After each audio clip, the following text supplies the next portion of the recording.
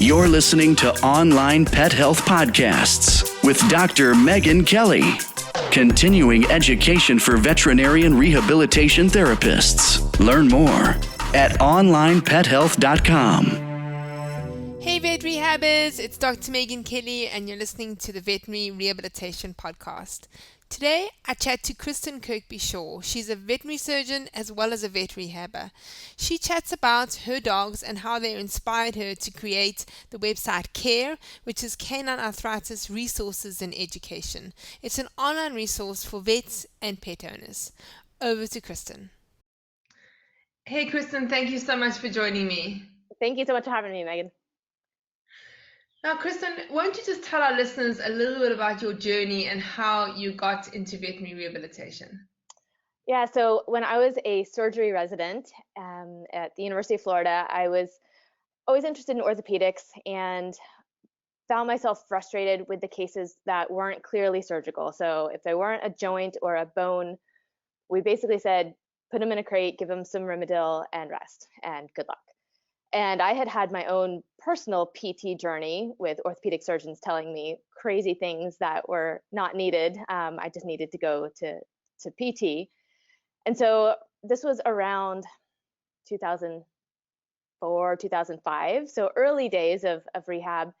One of my mentors encouraged me to pursue the rehab track. So while I was a resident, I started off through the University of Tennessee, through the CCRP course, took classes there, couldn't get enough information, so went on and took the Canine Rehab Institute course and got officially certified as a CCRT.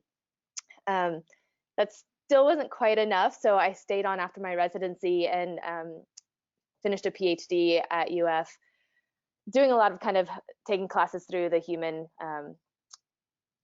department of rehab, and started the program at the University of Florida that is now way outgrown what we ever envisioned. And so those are my early days. And at times I've kind of tried to sway back to like, well, but I'm a surgeon.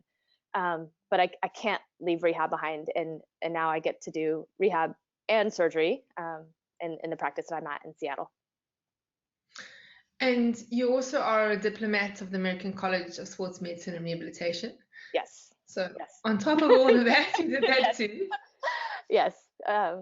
Yeah, I was fortunate to qualify to take the exam sort of in the earlier days and didn't need to do another residency on top of my surgical one. Wow. Okay, so tell us a little about your working life, about your practice and sort of what you do in a week. Yeah, so I'm a partner in a practice called Animal Surgical and Orthopedic Center in just north of Seattle. And we have a rehab division that's called Sound Veterinary Rehabilitation Center. Sound is sort of an entendre for there's the Puget Sound region that we live in. Sound dogs. So Mondays and Tuesdays, I am a surgeon. And then what I say is 7 days a week, I'm the medical director for the rehab department for Sound. And so on Wednesdays, I tend to see just rehab appointments. Today's Friday, so I'm actually heading in to see some more rehab appointments after today, or after this discussion. So I do split my time between still doing some surgery and seeing some rehab cases and managing the rehab side of the practice. So it's a full plate. Yeah, and it's quite a lot of changing of hats, you know. It is. So most people either like stick to the surgery and then sort of a little bit oversee the rehab, but you're actually completely changing your hat. It is, and it's not necessarily something I recommend to anybody. It's challenging, it's confusing for the staff sometimes, but I've tried to do just one or the other, and I've never felt completely whole just doing one or the other. So I'm doing my best to manage all of the hats. Well done.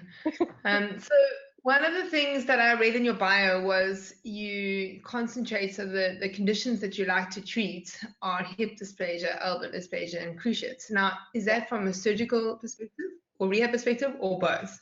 Both. So cruciates, I'm going to treat most of those with surgery. So I have had kind of a 180-degree turn on my approach to cruciates, and specifically when I finished my surgical residency, I was like, and I was already a CCRT, I was like, I'm going to rehab all of these. how dare you cut a partial cruciate tear? And I have to say that I've tried that and I've come full circle, and I feel very confident in our surgical procedure. So for cruciates, I'm generally going to do surgery. Obviously, there's many dogs that surgery is not the right choice, so we have other options. Hip dysplasia is the exact opposite. We're generally going to rehab those until we've exhausted all options, in which case I actually don't do total hip replacements. I do FHOs, femoral head and neck ostectomy. But a couple of the partners I have, they do the total hips. And to be honest, they do one a month maybe, because we're able to successfully manage them without surgery most of the time. Elbows, I don't know how many people ever actually say they enjoy elbows, because we don't have many great options for them. But those are cases that I tend to, if I'm seeing them as a young dog, I do typically do arthroscopy, and then many times combine it with stem cell therapy. I think that does help in the long run, and the earlier we start that, I've had better success with. So elbows are a combination arthroscopy plus or minus stem cell therapy, and then long-term arthritis management. Yeah. Let's go back to that hip dysplasia case, because you actually have a personal story around that, because one of your dogs had hip dysplasia and actually ended up having a total hip replacement. Yes. Let's chat a little about it. I think her name was Bella, right? Bella. I like to say Bella before the name was really popular. So this is 1999 that I named her. So she was, my heart dog. She was my dog all through vet school. When she was 4, it was when I was an intern, and up until the time she was 4, I was a vet student. I didn't really know that much, but I hadn't really picked up on her being particularly lame. She was always very lean. I've been diligent about that. Around about 4 years of age, at the dog park, she would just start becoming lame, hopping, skipping. Long story short, she had horrific bilateral hip arthritis. In those days, we really didn't have a ton of, we didn't have an underwater treadmill where I was. We weren't doing intra-articular therapy. I don't know it would have made much difference for her. She had a total hip replacement. I wouldn't wish the recovery on anyone. I had the best case scenario. She came to work with me every day, lived in a 1-bedroom, first floor apartment, as easy as could be. And it was, it was tough. But she did great. So 4 months later, we're back hiking. She did great. Then over the next few years, she started to show some signs on the opposite side. And I was able to manage her without ever needing significant surgery on the contralateral side. Again, keeping her lean. At this point, I did have a treadmill. She was in it all the time. She developed osteosarcoma at her total hip replacement site when she was 12 and a half. And she also had laryngeal paralysis at this time, and it just wasn't an amputation candidate in my mind. So that's ultimately how I had to say goodbye to her. All right. Yeah. I also have a 12-and-a-half-year-old French bulldog now who has bilateral hip dysplasia, arthritis, and she's been completely managed with non-surgical management. So do you think it was your experience with Bella and the osteosarcoma that turns you off total hip replacements now? Or is there another reason that you tend towards FHOs? Oh, I don't tend towards them at all. No, I would always recommend a total hip if absolutely it's going to be my recommendation if the client's finances allow. I do think it's, and when I talk to clients about it, I share my experience, but I say I would never change a thing. I would definitely never change a thing. I'm so glad we did it. It gave her 8 years of really great activity. I was trained in total hips a long time ago. I don't do them frequently enough. So the only reason I don't personally do them is because I just don't do them enough to be the one doing them, really. But I do recommend them. Yeah. FHOs, cats, small dogs, those are the ones we tend to do. Yeah. What do you think about when we do an FHO, leg length discrepancies? So, there are a lot of surgeons, small animal surgeons, that say that they don't think that there's any difference. And I think from the rehabber side, we do think there is. Do you think that happens? I definitely do. Yeah, you can feel that greater trochanter sitting up more proximally. Generally when I tell clients if we're going to do an FHO, it's a salvage procedure, and it's because they can't afford, well, one, the dog needs surgery because pain management's not effective, and they can't afford a total hip. I think FHO is successful in getting rid of that arthritic type pain, but we do have compensatory issues to deal with for sure. That leg length discrepancy it's really great you bring it up because it's not something that I think it's discussed much at all. So from a rehab standpoint, we definitely need to address all the compensation in the spine and the contralateral limb that's happening there. So we have here in South Africa, we have some of the more older school vets that just do it at 8 months, 10 months, 1 year. So as soon as the dog's diagnosed, they just chop the head of the femur off straight away. That's the op. And I always obviously tend as a vet rehabber to say, well, let's try everything else before. So we end up treating a lot of those compensatory issues in all those dogs as they get older. Yeah. Kristen, let's chat a little bit about care. So you have formulated this amazing resource online. What does CARE actually stand for? Canine Arthritis Resources and Education. All right. And it's an online resource for vets as well as pet owners, right? Yes. It's caninearthritis.org, and there's a dog owner side, there's a pet owner side. In order to access the, there's a pet owner side and a veterinary professional side. In order to access the veterinary professional side, and by veterinary professionals, this is veterinarians, physiotherapists, technicians, veterinary nurses. In order to access that side, you just need to provide an email address, and there's not to say that the dog owners can't get into that side, but it's really just a little bit of a break to say this is a little bit more medical information. Here's the content that's written towards the dog owners. I'm guessing now your dogs were the inspiration for creating this resource. Yeah. Honestly, it came about a few different ways. One of them was, losing Bella was, as anybody who's lost a dog knows, it's like losing a family member, and so it was really tough. And I don't have children of my own, and so kind of what am I leaving behind? What can I do to honor Bella? And at the same time, I'm really fortunate to get to travel and do a lot of speaking, and many times it's 1 hour on what's the latest NSAID, or just specifically one product to me, which is just hard to talk about just one thing in the whole world of OA. So I wind up getting emails from people like asking all of the other questions that are the good questions, and I wanted a place where people could go to get all of that information. So it all, and I love writing, I love content creation, and it just kind of all came together as let's do this thing on. I could write a book, but the book needs to be updated all the time, and we could just now in the world of websites, we can put this online. So that's kind of how it came about. It's awesome, and I think it's really, really so needed. And one of the things I wanted to ask you is that writing, creating content is very time consuming. So is it just you, or do you have a team that are helping you? I do have a team that's helping me. I do to get the site started, I basically did all the writing. I thought when I started it, I was like, I've got all this content I've already written before. It's all the handouts that I give my own clients. And once it was like, now we're going to make this live, it was rewriting, editing, a lot of stuff.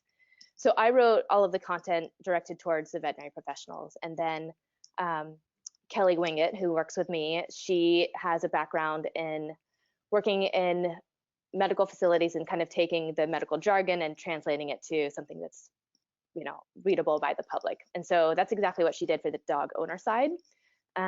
So she kind of translated medical information into something that's a little bit more digestible for the dog owner.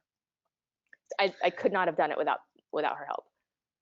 Yeah, I know, because I always have so many plans to write things, and then at the end of the month comes and you think, well, how much have I actually done? So it's great to have somebody to help, so you put the initial words down.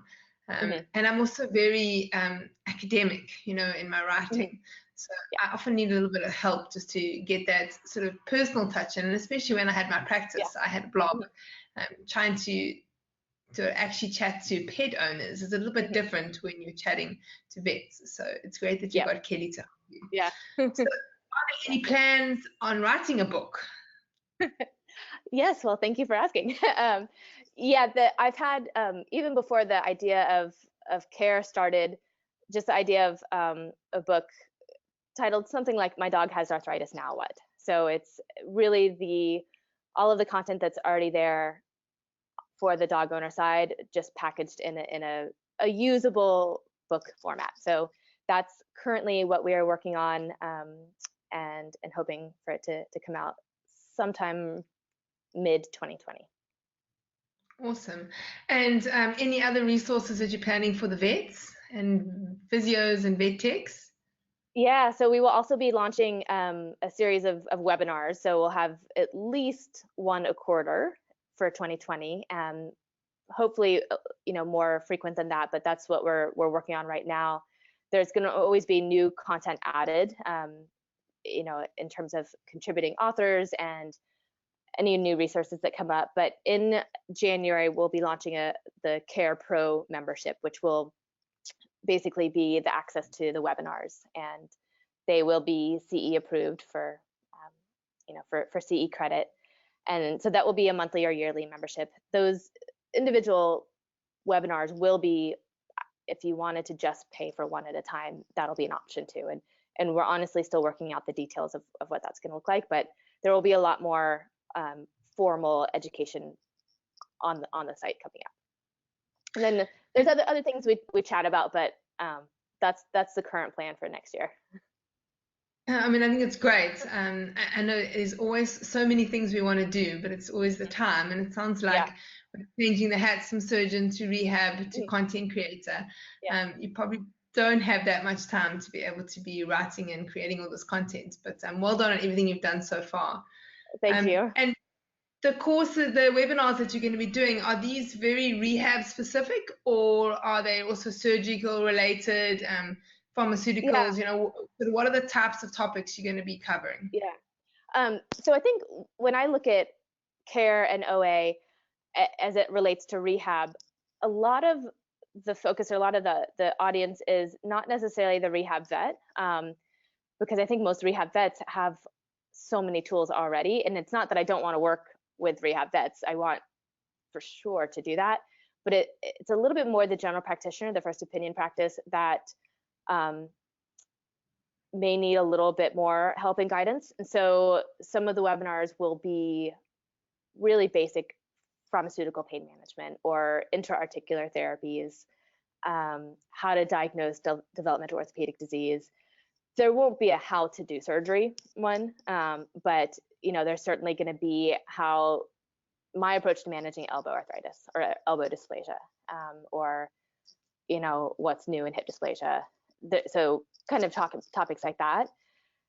So specific to rehab, my reluctance is I don't want to necessarily be teaching rehab techniques to people that haven't gone through any formal training, because I do think there's value in the formal training.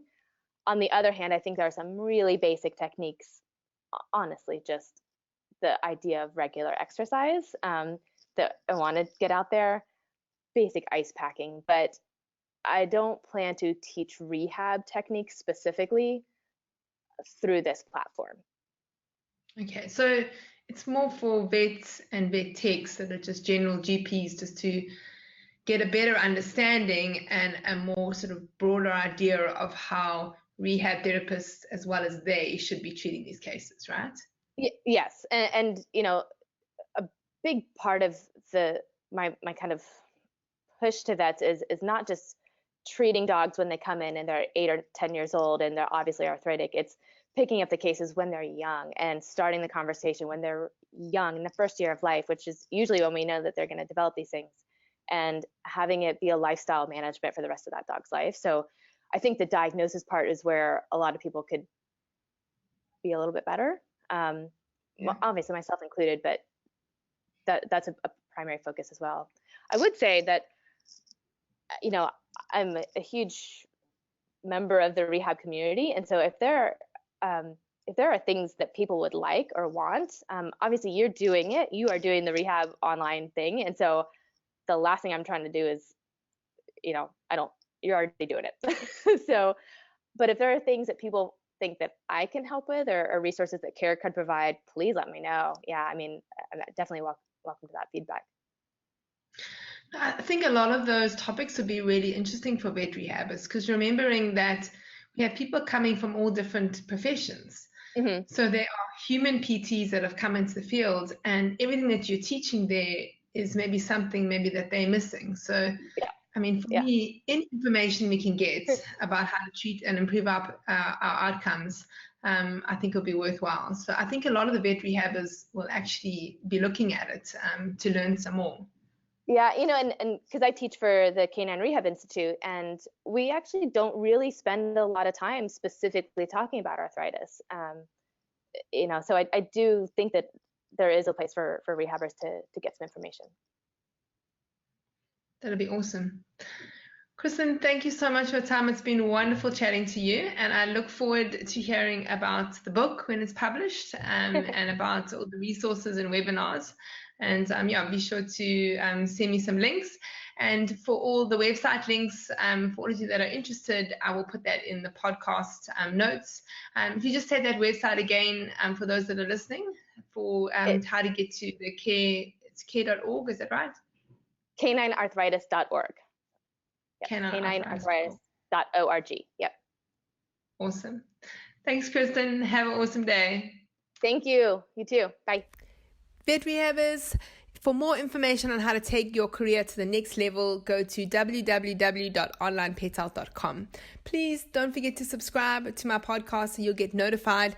I'm here every single week talking to vet rehabbers from all over the world, learning, and I would love you to join me. Hope you have an awesome day further. Cheers for now.